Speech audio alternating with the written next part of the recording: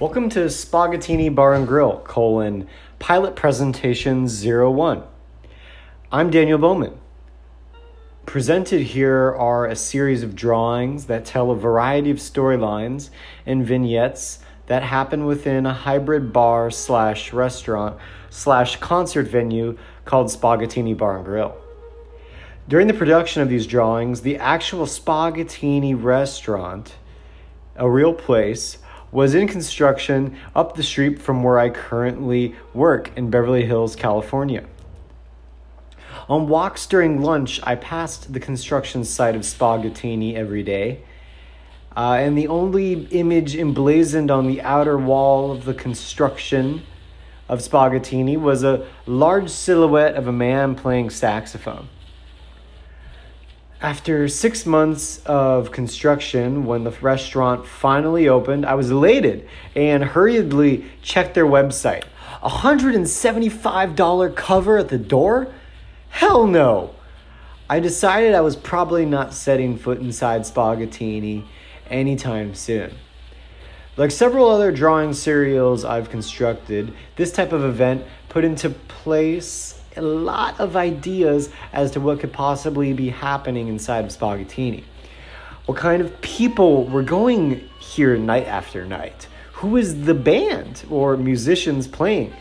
Were these patrons of Spahgettini even human beings at all? Basically, as a world-building exercise, I delved as far as I could into these questions and images. The first drawing we see here is the exterior to Spahgettini Bar and Grill. Next, we enter the space and are confronted with a massive piece of tangled spaghetti playing a complex and not quite earthly musical instrument.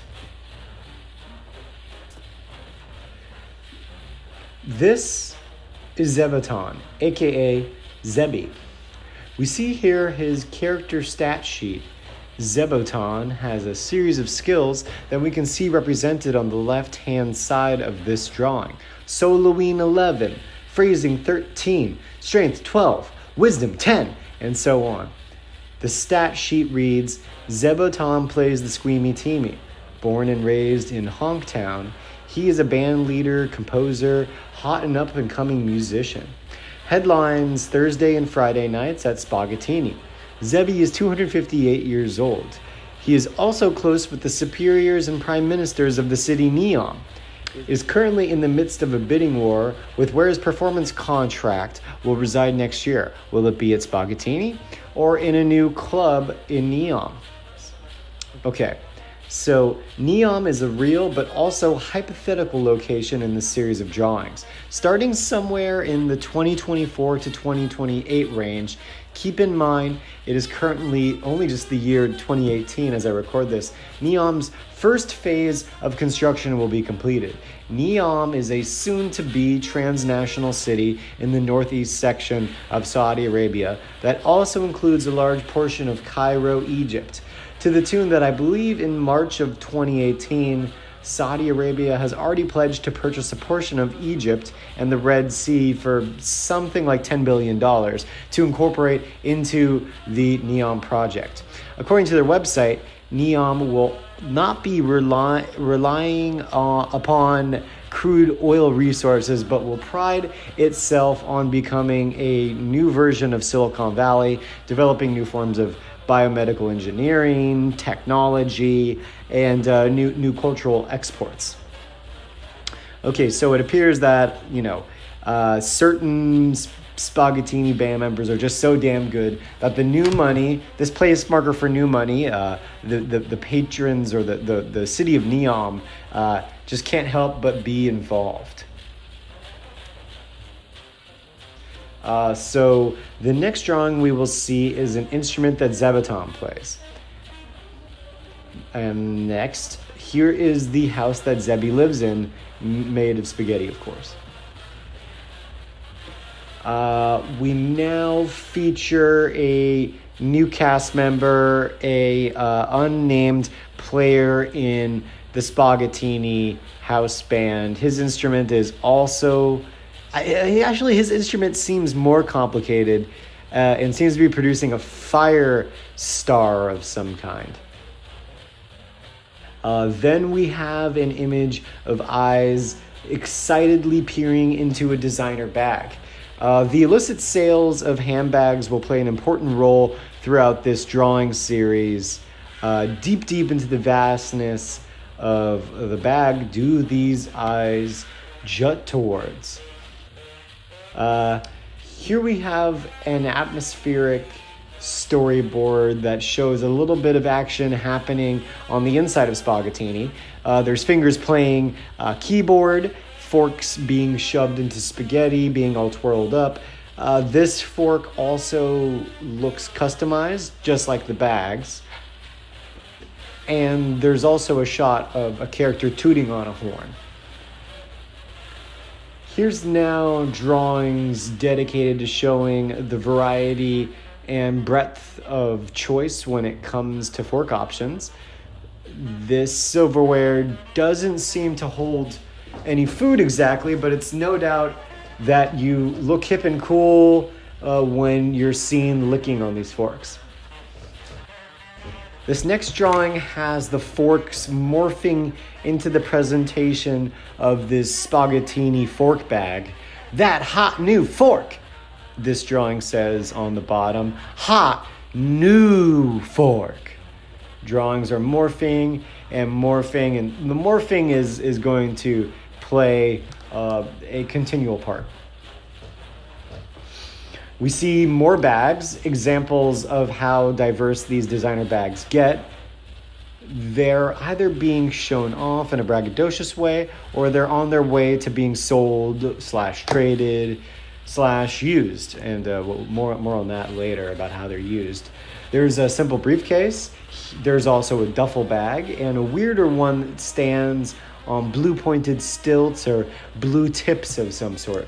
Now we have a series of drawings that start off with an interior shot of the bar and grill. Inside lies several tall columns.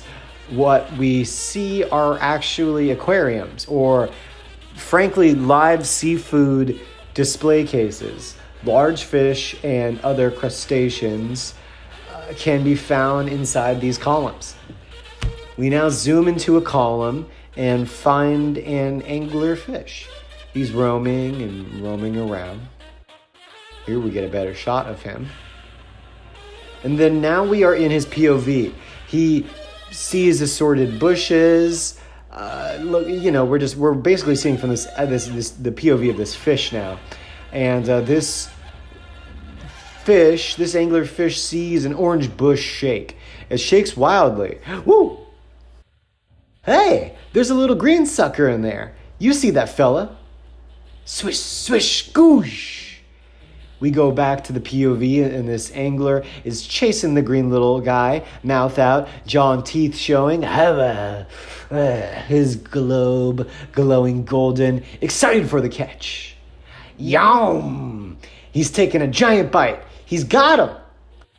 But alas, he's grabbed up. A hand has retrieved him from an open seafood column that we have forgotten, but remembered now was the home of all of these fish to begin with. And then the anglerfish is dropped and plopped dead into the frying pan. And he's gone. Next, we see a generic shot of a foot within a beautiful shoe, dancing, jumping, and stepping all over spaghetti of the Spahgettini house band. Just body parts jumping and squishing and smashing. This is expected during the performances. Attention is usually in the air because you're crushing and bouncing off the trails of this spaghetti. Next, we see 8 different examples of shoes that can be seen inside of Spahgettini Bar and Grill. And this is just a few examples. At different times, these shoes look scary, bulbous, or have perpetual extensions of growth, getting older and older sometimes through sequence, as you can see in this almost linear sequence of shoe drawings. Here's now a drawing of an alligator wearing a bag. a group of alligators playing a round of cards at a table, and next a hand clasp shared by an alligator leader and the president of the city of Neom, the fictitious but real soon-to-be techno city in Saudi Arabia, as we talked about before. There's a weird little perspective thing in this drawing that I like. If you look closer, the alligator's body and hand position are physicality-wise impossibly placed, tangled up in mistakes I made while drawing. Now we start to see what these bags are really doing. So, like I said before, these bags are for illicit trade and sale. There's an underground economy really fueling the activity of the Spahgettini Bar and Grill. But you can actually use these bags for something other than, of course, holding your items. So it appears that all of these handbags have another purpose. Through this 4-step process, we see an individual jump full body into a designer bag through his POV position. POV keeps on coming back. It's one of my favorite uses of perspective. In the POV position, the bag swallows our character. And now we see here from the outside the swallowing. Poof! Now slumped over, the bag has fallen. No chance of finding anyone inside of it. Where have they gone? Have they entered another dimension? Is this an ethical form of suicide? Nothing has been left behind. No body, not even ashes. And now this last drawing is an unknown character picking up a bag sadly and crying into it over and over and over again. Where is he? Where is he? I know I just saw him, but where is he? Next we have another bag, shining bright, golden light. Not sure what is in there, but this is certainly another bag. This one shows a tag that reads Donnie by Donnie. Donnie by Donnie is what the labels say on the backs of these shirts, bags, and shoes that get found throughout the Spahgettini Bar and Grill. Next, we have a more detailed drawing of one of these bags. A tire tread style flooring bottoms out this bag in red and blue. Then we get even deeper inside a bag. An internal document is shown, signed 4/12/18, quote, inside a Donnie by Donnie bag, spring summer 2018. This is what describes the bottom of the bag. There is a tire tread rubber layer, a dried volcanic lava layer, a neoprene layer, a boost layer, a deer shin bone from Alabama layer, a sliver of granite countertop layer, and lastly, an Indonesian teak wood layer with latex nub tips on the bottom. And next is a peek at the construction of the bag.